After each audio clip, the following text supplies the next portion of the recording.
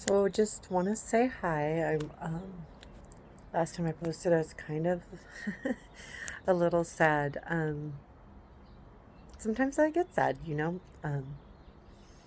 I think it was important, and I've always felt that way, that with social media to post how things really are. I don't always post that I'm in a bad mood or I'm in a sad mood on my Instagram because I know people don't want to hear it. But at the same time, I think it's important if you're following somebody or interested in someone's journey or whatever it is, that you see that things aren't always rosy and perfect and great, because sometimes that's all people put on social media, is if it's not good, they don't post it.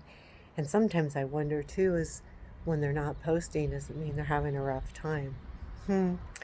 And I've always been a firm believer that if someone is following you, that they need to know that days aren't always perfect. And, that you see someone on social media and they're not always that real, you can't touch them. You can't, like, walk up to them and see the look in their eye, or get that feeling. But I think it's important that we share it all, because we're human. We don't always have good days. We're not always, it doesn't matter what you look like, or if people think you're sexy, or any of that stuff. We, you know, we're human, and um, there's just days we have bad days. And I think it's important to share that, because I don't want any false pretenses on any kind of people that are supporting me. And I feel, actually, I believe that I even more so appreciate the people that reach out, because they reach out for the good and the bad, and they don't overreact. It's a bad day, I'm telling you about it, and they reach out in a heartfelt way and say, I'm sorry, I don't want you to feel like that, and if I could come hug you, I would. And that's important for me to hear. And I think that's lovely. so and that's another reason why I do, because it's my outlet. I like work from home. um it seems like, oh, I got a hummingbird. Oh, how cute. um Sorry, distracted. It was the shiny thing. um I think that I've lost a I lost a lot of, I never really had any friends when I was married. It was just about the kids and the marriage, and um, never like held on to my friends. And my husband didn't like me to anyway. And then moving from here, and then, to California, where I had a few friends, and then coming back here where didn't back to no friends again. So I don't have a big social outlet in Colorado. I have my family, but I don't see them very often. And there's difference. I mean, I know I can reach out to my family and all that, but there's difference. Have that little social outlet as well. And I kind of miss that. Um, and I don't go to work to have that either. So there's a big gap. I have a really huge gap in my life, and I think more so for me, because I'm very social, and I like to be around people. I like my quiet time. Don't get me wrong. I don't mind being alone at all. But I'm also, I need that touch, and then again, this has kind of fulfilled some of that. Um, while it's not all of it, it's helped along the way, especially, um, last year, and even when I was going through, the leukemia and the treatments and stuff. And I look back at some of those videos, and I'm glad I did them, because I don't remember a lot of it, which is a good thing, but it's also good to remember, how hard it really was. So, anyway, just reaching out, and it's a beautiful day, and I'm on furlough this week. Our company, instead of doing layoffs, did everyone in the company had to take a week off unpaid for April, May, and June. And everybody, and the CEOs and the big guys, the officers, major officers, not just the managers, but they took a 25% pay cut, so they didn't have to take a week off unpaid, but they took a pay cut for those months. And I'm glad they did, because then it wasn't like just, the hourly people and the managers and the, the mid level and the lower level, even the higher level managers. Um, we all had to take unpaid. It's been very interesting. Um, like some of these managers are used to reaching out when they're on vacations and such, and they were told no ifs, ands, or buts. You do not log into your work email. You do not respond to any email, period.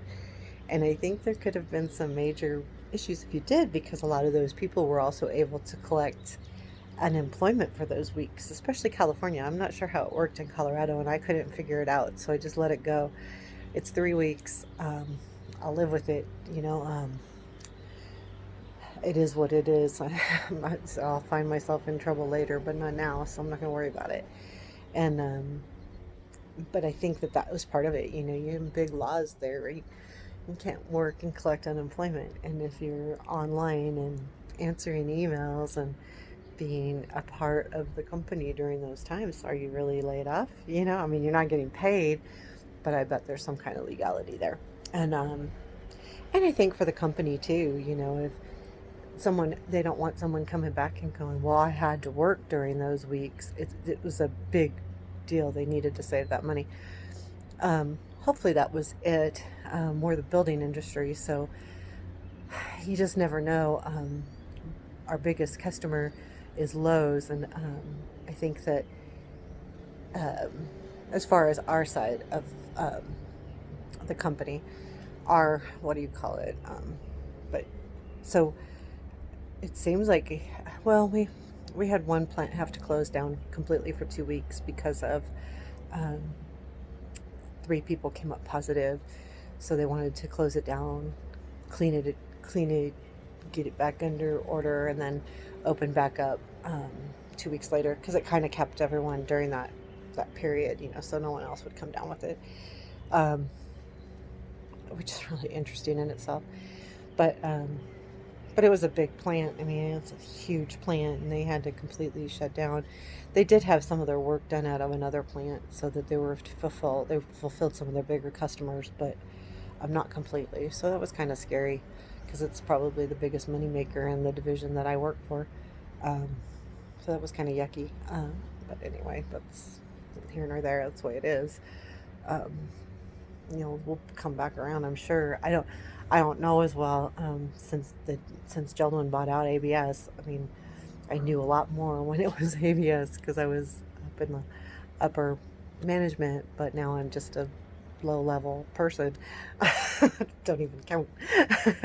So I don't know, the financial strength of the company. I should be strong, I would think.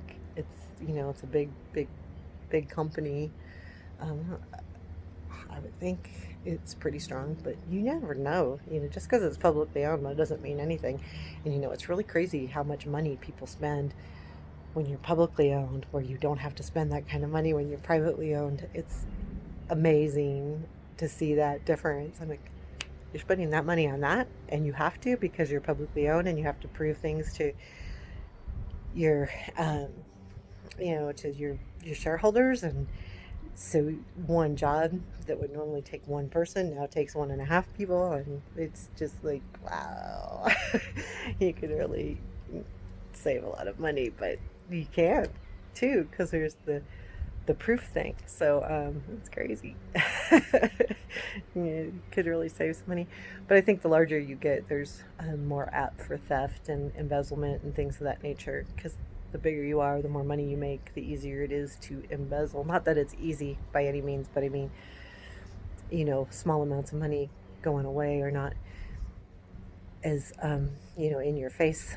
So it's kind of interesting. It's a whole new ballgame. I'm not used to doing this publicly owned thing, so I'm just doing my software and minding my own business. Just help when I can, and that's all I do. So anyway, long-winded. Sorry about that. Talk to you later.